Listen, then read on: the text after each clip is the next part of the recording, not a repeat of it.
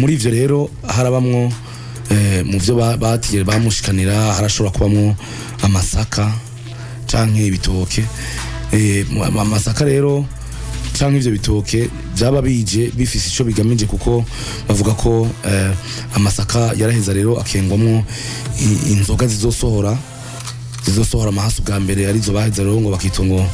ngo nugweyo gwa mbere yavamwe ayo masaka bashikaniye umuvyeyi hama rero ibitoke rero n'ibindi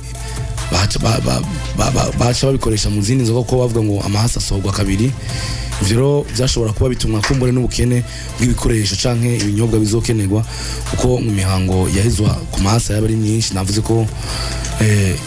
harimo imigirwa myinshi yakogwa ngo kandi rero n'inzoga z'imirongo z'abari nyinshi aha twovuga nk'umwe mu migirwa yagira umuntu abasohora amahasa batabanze kubandwa bavuga ko ubivuka ry'amahasa ngo ryaba ari rya kiranga kidahara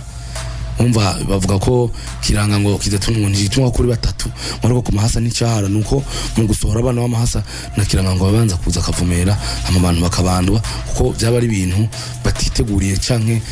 batamenyereye kwakira mu kibano yego imigeru rero ni ivyo bintu bashikanira umuvyeyi birigizwe n'ibitoke n'amasaka byaheza bikavamwo inzoga zo gusohora umwana. Kazoza FM, be your own boss.